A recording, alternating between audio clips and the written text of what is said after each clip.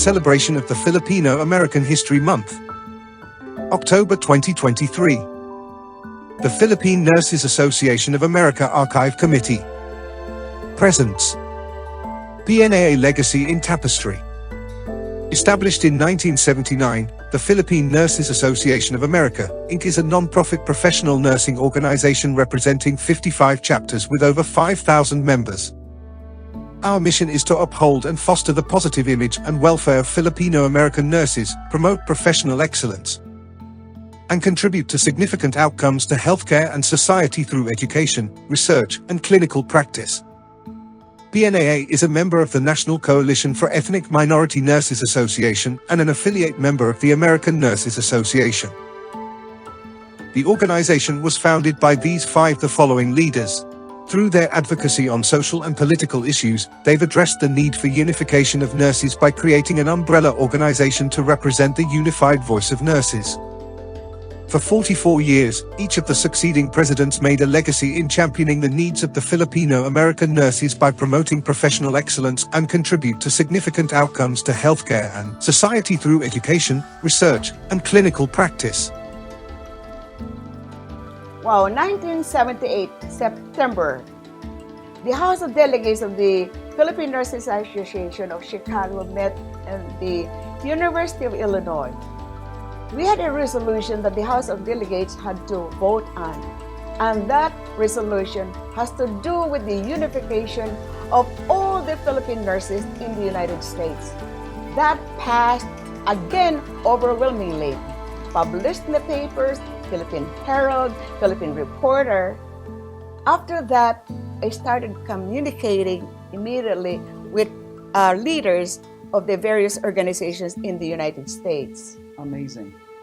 Because we had a workshop, and in the workshop, which was hosted by the Philippine Nurses of New Jersey, we identified some issues like discriminatory. We had anomalies and exorbitant fees that were charged with these Filipino nurses that was coming from abroad. These agencies were either from the Philippines or agencies in here, and low passing rate also of the Philippine nurses in terms of the state board. So I noted that are the same problems that we had in the different states, and I thought maybe nationalizing the Filipinos, it will be able to address these issues, because basically they were the same problems that we had in the different states. So that was what challenged me to organize and invite some existing Filipino Nurses Associations officers and presidents.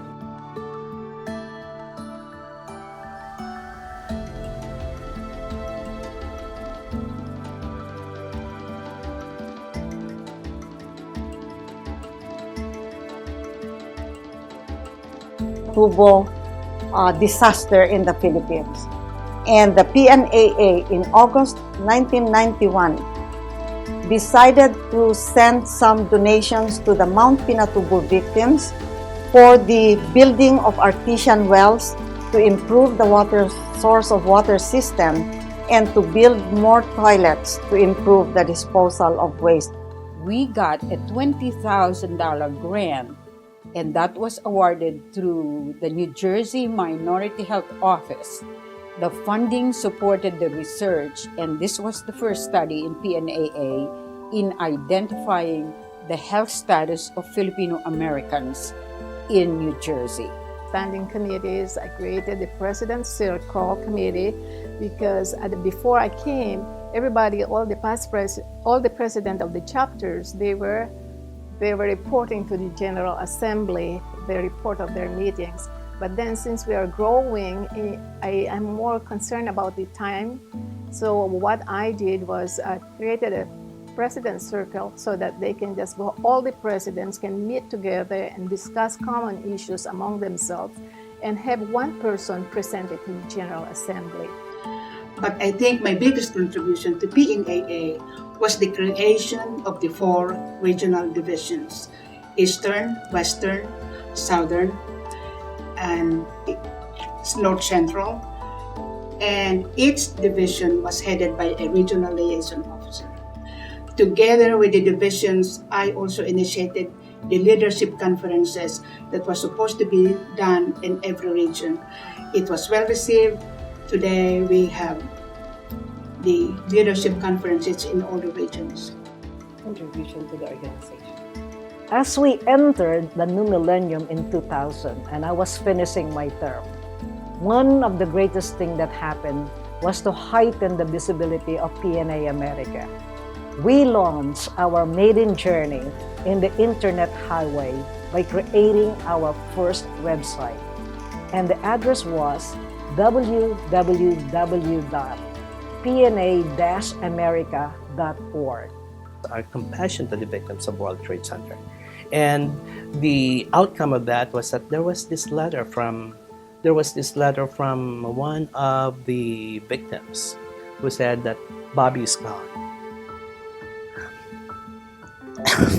Sorry. But your compassion and your knowing us as little people has meant a lot and been a comfort for us. To me, that was the most tremendous gift of being a nurse.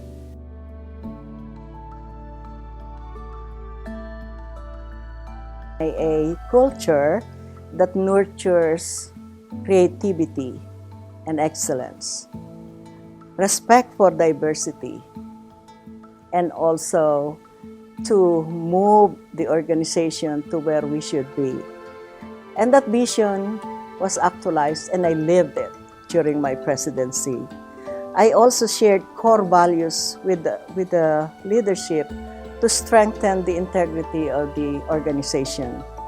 And also, most important, I shared the leadership framework of strategic visioning process model, where we look at the past and we learn from what is good in the past, we bring it to the present so we can make good decisions because we already learned from the past, and to develop more strategic strategies to move on to the future.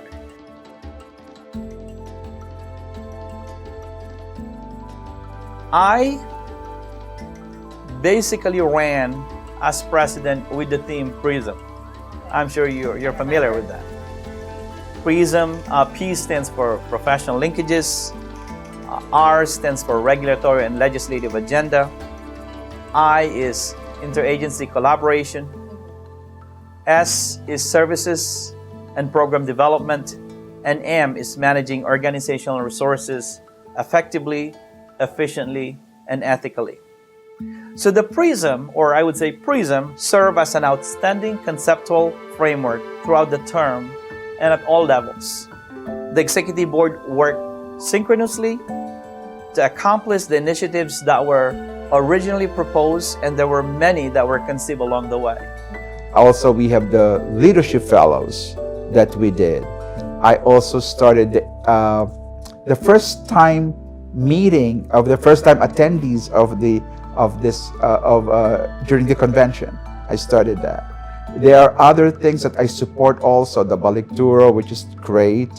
Also, there was a mentoring program with other schools that was led by Remy Solarte, but it happened during my watch, during my time, and that was terrific.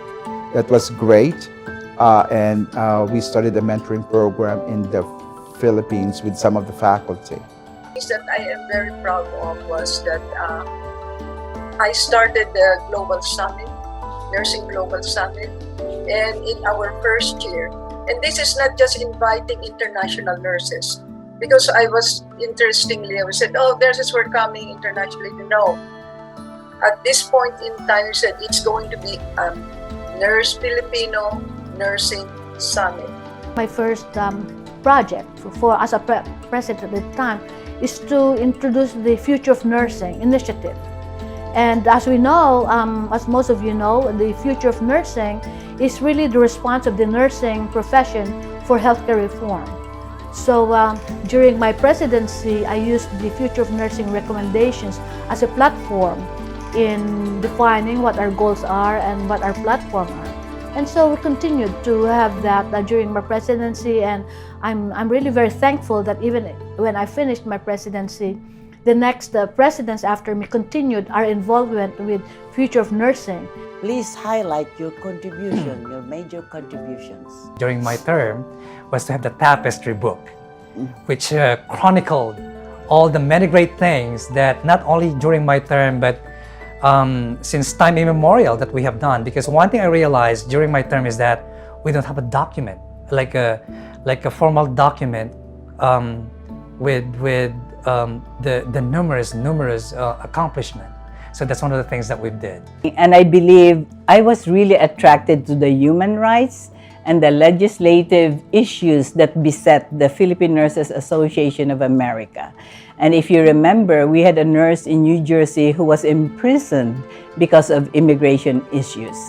As officer of the Philippine Nurses Association of America, we really rallied community support and fundraised to make sure that this nurse was released and her issue was taken away and clarified, because she did nothing wrong. She was just taken advantage of a very inconsiderate person that was supposed to, make sure that her immigrations was marching rightly, but it wasn't done. So she found herself in that unfortunate situation where she was put in jail, and the PNAA rallied behind her to make sure that she was freed and now she has her life back.